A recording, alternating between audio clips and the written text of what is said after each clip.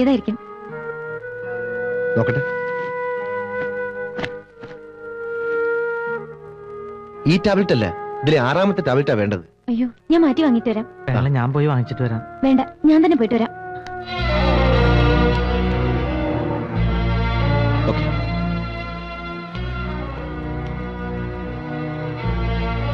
അച്ചുട്ടി, ഈ പുണ്യം ചെയ്തവനാണെന്ന് ഞമ്മക്കിപ്പോ മനസ്സിലായി.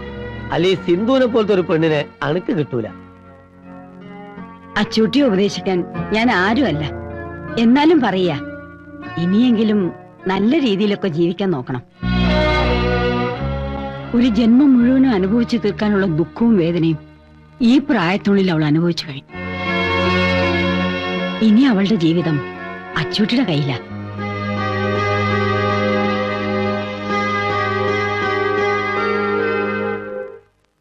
കുത്ത് അല്പം കൂടി മാറിയിരുന്നെങ്കിൽ അച്ചൂട്ടിയുടെ കഥ കഴിയുമായിരുന്നാ ഞാൻ കേട്ടത്. കുത്തിയവനെ തിരിച്ചറിഞ്ഞ അവന്റെ കൈയും കാലും അച്ചൂട്ടി വെട്ടിയിരിക്കും, അത് ഉറപ്പാ. പിന്നെ സാർ, എന്റെ ട്രാൻസ്ഫറിന്റെ കാര്യം എന്തെങ്കിലും ഉടനെ ചെയ്തില്ലെങ്കിൽ എന്നെ കാസർഗോഡ് തന്നെ സ്ഥിരമാക്കും.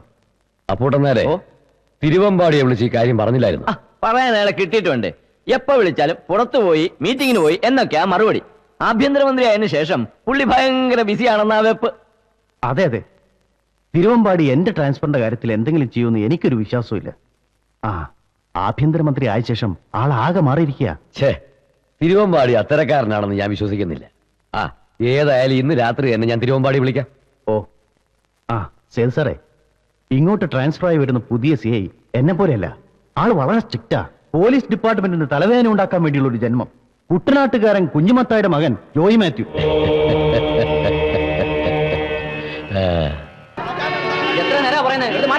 താൻ തന്നെ ജോലി നോക്കണോ?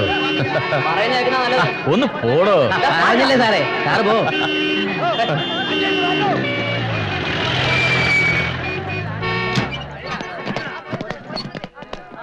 ഇതാരാ ഈ കാർ ഇവിടെ കൊണ്ടിട്ടത്?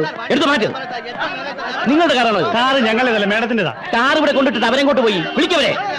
മേഡം ഓഫീസിലാരെ കാണാൻ പോയിരിക്കുക. ഇപ്പൊ വരും. ആക്സിഡന്റ് പറ്റിയ ഒരു സ്ത്രീ ഗുരുതരാവസ്ഥയിൽ ഇതിനിടയിൽ പെട്ടിരിക്കുക. ആ വിവരം അറിഞ്ഞിട്ടാ ഞാൻ വന്നിരിക്കുന്നത്. അവരെ എത്രയും പെട്ടെന്ന് ഹോസ്പിറ്റലിൽ എത്തിക്കണം. ഉടനെ വണ്ടി എടുത്ത് മാറ്റാൻ പറയണം. മേഡം ഇവിടെ വരാതെ ഞങ്ങൾക്ക് ഒന്നും ചെയ്യാൻ പറ്റില്ല. CI ജോയി മാത്യു സാർ ഇപ്പൊ വരും. സാറ് വന്ന പ്രശ്നം വഷളാവും.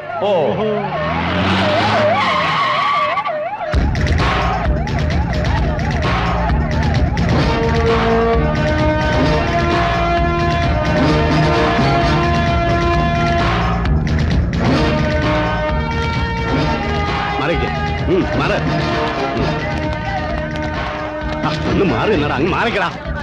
സാർ, ആ ആക്സിഡന്റ് ആയ സ്ത്രീ നിങ്ങൾ ഹോസ്പിറ്റലിൽ എത്തിച്ചോ? ഇല്ല സാർ, വണ്ടി എടുക്കാൻ പറ്റുന്നില്ല. എടോ, അവരെ ആ വണ്ടിയിൽ നിറക്കി വേറെ ഏതെങ്കിലും വണ്ടിയെ കയറ്റി ഹോസ്പിറ്റലിൽ എത്തിക്കാൻ പാടില്ലായിരുന്നു. പോലീസും പറഞ്ഞൊരു തൊപ്പിയും വെച്ചോണ്ട് നിൽക്കുക. എവിടെ അവര്? അവിടെയാണ് സാർ. കമോൺ. എന്റെ സാറ് എത്രയും വേഗം ഹോസ്പിറ്റലിൽ എത്തിച്ചില്ലെങ്കിൽ ഇവിടെ മരിച്ചു പോകും. തോമസേ, ഇവരെത്രയും വേഗം ഹോസ്പിറ്റലിൽ എത്തിക്കും. അത് സാർ, അതൊന്നും എനിക്കറിയണ്ട. ഇവരെ ഉടനെ ഹോസ്പിറ്റലിൽ എത്തിച്ചേ പറ്റൂ. ഇവിടുത്തെ ബ്ലോക്ക് ഞാൻ മാറ്റിക്കോളാം. കമോൺ. Yes sir. ശരി. Excuse me madam, no parking ഏരിയയിൽ വണ്ടി പാർക്ക് ചെയ്യാൻ പാടില്ല എന്നുള്ളത് നിങ്ങൾക്ക് അറിയാവുന്നല്ലേ? ട്രാഫിക് ബ്ലോക്ക് ആയിട്ട് എത്ര സമയമായെന്ന് അറിയാവോ? ട്രാഫിക് ബ്ലോക്ക് ആവുന്നത് നമ്മുടെ മെട്രോപൊളിറ്റൻ സിറ്റിക്ക് ഒരു പുതുമയൊന്നും അല്ലല്ലോ. ദിവസവും എത്ര സ്ഥലത്താ മണിക്കൂർ കണക്കിന് ട്രാഫിക് ജാം ആവുന്നത്. നിയമം തെറ്റിച്ചു പിന്നെ നിന്ന് ന്യായീകരിക്കുകയാണോ? നോക്കിയേക്കാ, വണ്ടി എടുത്ത് മാറ്റ്. പറഞ്ഞത് കേട്ടില്ലേ? നിങ്ങൾ എന്താണ് ഈ കാണിക്കുന്നത്? എന്ത് കാണിക്കാനാ? കാണിക്കാൻ പാടില്ലാത്തൊക്കെ നല്ലവണ്ണം മറച്ചു വെച്ചാ നടക്കും. പട്ടിപ്പൊലയാടി മോളെ, പോക്കിരിത്തരം കാണിച്ചു പിന്നെ നിന്ന് മറ്റേ വർത്താനം പറയുന്നു. തെറ്റ് ചെയ്തിട്ട് മര്യാദയ്ക്ക് സംസാരിച്ചപ്പോ നീ തലേക്കറിയിരുന്ന് ഞരങ്ങുവാ. സൂക്ഷിച്ച് സംസാരിക്കണം. നീ ആരോടെ സംസാരിക്കുന്നറിയോ? അറിയാമടി, കോഴിക്കോട്ടെ മിഠായി തെരുവിൽ 5 രൂപയ്ക്കും 10 രൂപയ്ക്കും വ്യഭിചരിച്ചിടന്ന മീൻചന്ത ദേവകി എന്ന തെരുവ് തേവടിച്ചോട്. കോഴിക്കോട്ടെ പാരഡൈസ് ഹോട്ടലിൽ നിന്നും രായ്ക്ക് രാമായണം നൂൽബന്ധം പോലുമില്ലാതെ ഉടുതുണിയും വാരി പിടിച്ചോണ്ട് ഓടിയ നിന്നെ തെരുവ് പിള്ളേരും വീട്ടു പോലീസുകാരും ആവശ്യം പോലെ പെരുമാറി. നിന്റെ മൂലവും പൂരാടവും തിരിച്ചറിയാൻ കഴിയാത്ത വിധം അബോധാവസ്ഥയിൽ ഓടവക്കത്ത് ചത്ത ശവം പോലെ കിടന്ന നിന്റെ നാറിയ ചരിത്രം നീ എന്നെ പഠിപ്പിക്കില്ല കേട്ടോടി. പൊളിറ്റിക്കൽ പ്രൊട്ടക്ടർമാരുടെയും മുതലാളിമാരുടെയും വില കൂടിയ ഉത്തേജക മരുന്നാണെന്നുള്ള ബലത്തിൽ നീ എന്റെ നേരെ നാ ഉയർത്തിയാൽ പൊലയാടി മാളെ അടിച്ച് നിന്റെ കാരണം ഞാൻ പൊട്ടി. കരണം പൊട്ടിക്കാനെങ്കി വാ. 24 മണിക്കൂറിനകം നിന്റെ തൊപ്പി ഞാൻ തെറിപ്പിച്ചില്ലെങ്കിൽ എന്റെ പേര് ദേവയാനിന്നല്ല. എന്റെ തൊപ്പി പണ്ടേ പോയതാടി. ഇവിടെ പൊക്കെടുത്ത് ജീപ്പിലിടറാ. വണ്ടി എടുത്ത് മാറ്റ്. ആദ്യം ഇവിടെ കേട്ട്, ഈ ഇറത്തികളെയും കേട്ട്. നടക്കടാ, അങ്ങനെ നടക്കടി. ചെയ്തു ഫാസ്റ്റ്. ചെയ്തു. Come on. Come on. Come on. Come on. Yes.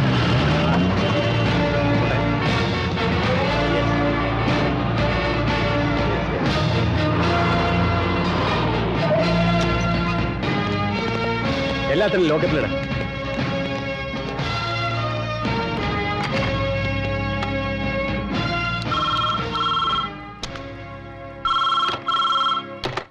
Yes, Joy Mathew here. Sir, എന്താണോ താനോടെ കാട്ടിക്കൂട്ടുന്നത്? എന്താ സാർ? താൻ ആ ദേവയാനിയെ കസ്റ്റഡി എടുത്തോ? ഉവ്വ സാർ. അവരെന്താണ് ചെയ്തതെന്ന് സാറിന് അറിയാമോ? എല്ലാം എനിക്ക് അറിയാവടോ. അവള് കാരണം കേരളം മുഴുവൻ ട്രാഫിക് ജാം ആയിട്ടുണ്ടാവും. ആകട്ടടോ, താനാ പെണ്ണും പിള്ളേ വേഗം അങ്ങ് ഇറക്കി വിട്ടേരെ. സാർ, അവരെ ഉടനെ ഇറക്കി വിട്ടാൽ ഡിപ്പാർട്ട്മെന്റിന് തന്നെ അപമാനമാണ്. എടോ, ഹോം മിനിസ്റ്റർ നേരിട്ട് വിളിച്ച് പറഞ്ഞിരിക്കുക ഉടനെ അവരെ റിലീസ് ചെയ്യണമെന്ന്. സാർ, നമ്മൾ കഷ്ടപ്പെട്ട ഓരോ കേസുകൾ പിടിച്ചുകൊണ്ടുവരും. പ്രതികൾ സ്റ്റേഷനിൽ എത്തുന്നതിന് മുമ്പ് മോളിൽ നിന്ന് ഉത്തരവ് വരും ഉടനെ വിട്ടേക്കാൻ. പിന്നെ എന്തിനാണ് സാർ നമ്മൾ ഈ കാക്കിക്കുപ്പായിട്ടുണ്ട് നടക്കുന്നത്? ഈ വേഷം വലിച്ചെറിഞ്ഞ് വേറെ വല്ല പണിക്കും പോണോ അല്ലേ സാർ നല്ലത്? താനേ ഞാൻ പറഞ്ഞത് കേട്ടാ മതി. തിരുവമ്പാടിക്കായലിൽ ഊത്തയും പിടിച്ചുകൊണ്ടുവന്ന വർക്കച്ചൻ എന്ന പീറച്ചെറുക്കൻ മുതലാളിമാർക്കും രാഷ്ട്രീയക്കാർക്കും പെണ്ണു കൂട്ടിക്കൊടുത്തു അവരുടെയൊക്കെ ആസനം നക്കിയും ഒരു സുപ്രഭാതത്തിൽ കേരളത്തിലെ ആഭ്യന്തരമന്ത്രിയായെന്ന് കരുതി സാറിനെ പോലെ ഡെഡിക്കേറ്റഡ് ആയിട്ടുള്ള ഒരു സീനിയർ ഓഫീസർ ഇങ്ങനെയൊക്കെ പറയുകയാണെന്ന് വെച്ചാൽ എനിക്ക് വിഷമമുണ്ട് സാർ. I am sorry. ഞാൻ സാർ പറഞ്ഞത് ചെയ്തേക്കാം. വെക്കട്ടെ സാർ. എടാ തോമസേ, അപ്പോ അവളെ ഇറക്കി വിട്ടാരല്ലോ.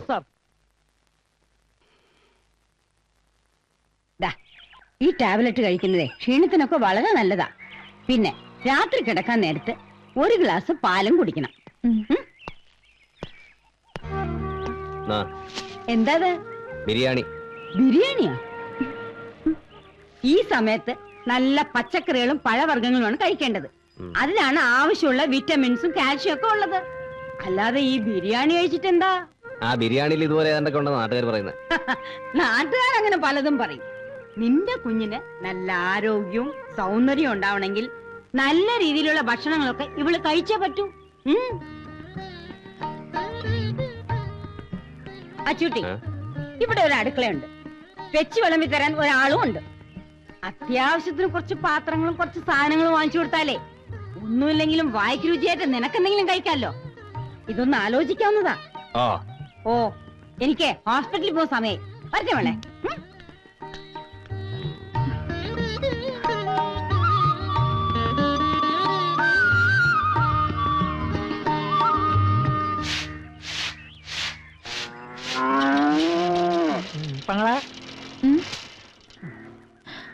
എന്താ ഇത്? ഇതല്ല ഉസ്താദ് തന്നു വിട്ടതാ. 2 ദിവസത്തേക്കുള്ളതാ. 2 ദിവസത്തേക്ക് ഇത്രയും സാധനങ്ങളോ? ഞാൻ ആദ്യം കരുത് ഉസ്താദ് എന്താ ആദ്യം കച്ചവടം ചെയ്യാൻ പോവാനാന്നാ. പിന്നീട് എനിക്ക് വിവരം മനസ്സിലായത്. ഇത് കണ്ടോ, ഇത് നിറയെ വിറ്റമിൻസാ. ABCD മുതൽ PWD വരെ ഇതിനകത്തുണ്ട്. പടവലം കൊണ്ട് വലുപ്പം കണ്ടെന്റെ പെങ്ങളെ പെരുമ്പാമ്പ് പോലെയാ. ഇത് പിടിച്ചേൻ എന്റെ അമ്മോ, ഇനിയും 2 ലോഡ് സാധനങ്ങൾ ഇറക്കാനുണ്ട്. ഇതെല്ലാം ഞാൻ അകത്ത് കൊണ്ടുവയ്ക്കാം. പെങ്ങളെന്റെ പിന്നാലെ പോലെ.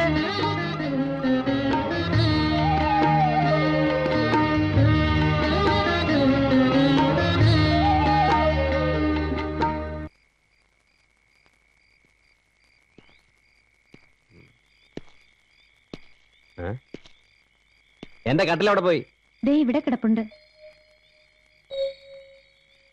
ആര് പറഞ്ഞു അതെടുത്ത് ഓടിയിടാൻ? പുറത്ത് നല്ല മഞ്ഞ. അതൊക്കെ ഞാൻ കുറെ കൊണ്ടതാ. എനിക്ക് അവിടെ കിടന്നാലും ഉറക്കം വരുള്ളൂ. അതെ, ശത്രുക്കളാ ചുറ്റും. കയ്യും മുഖവും കഴുകി വന്ന ഭക്ഷണം എടുത്തു വെക്കാം. വേണ്ട, ഞാൻ കഴിച്ചു. എന്നാ എനിക്കും വേണ്ട.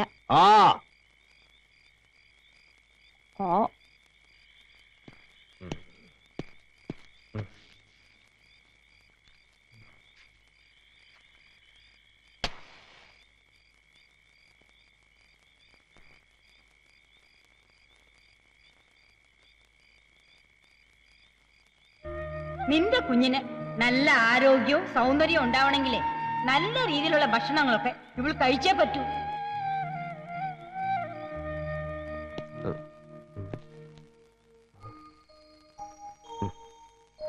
ഉറങ്ങിയോ?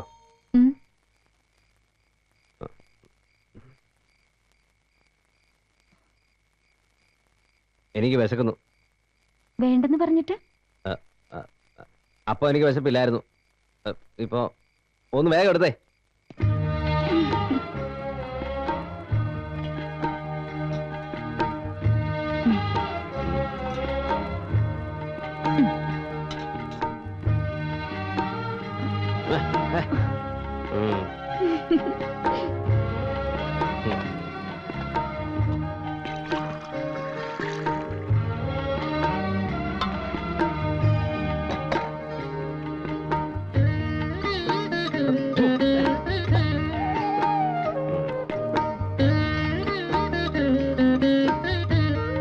നോക്കി നിൽക്കാതെ എടുത്ത് കഴിക്കരുതോ?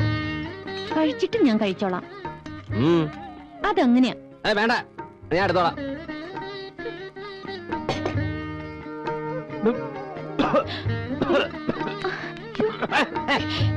അതിനിടെ തലക്കിട്ടടിക്കുന്നു.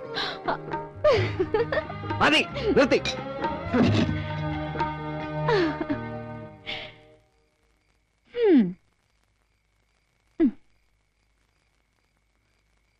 മരടൻ.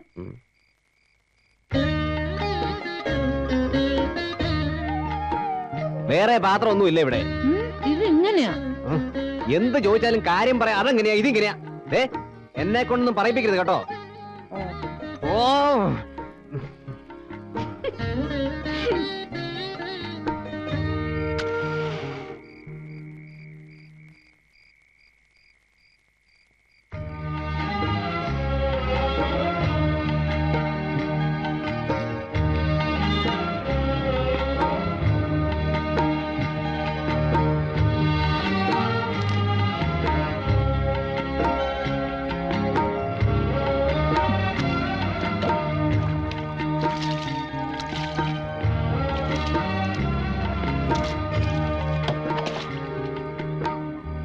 അതെ,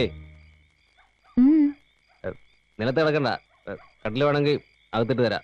വേണ്ട, ഞാൻ പായൽ കിടന്നോളാം. അല്ല, ഈ തണുപ്പ് തട്ടി കുഞ്ഞിനെന്തെങ്കിലും? കുഞ്ഞ് എന്റെ വയറ്റിലല്ലേ, ഒന്നും പറ്റില്ല. ആ അതെ, ആ വാതിലും കിടച്ചേക്ക്. അതെന്തിനാ? പുറത്ത് കാവലുണ്ടല്ലോ.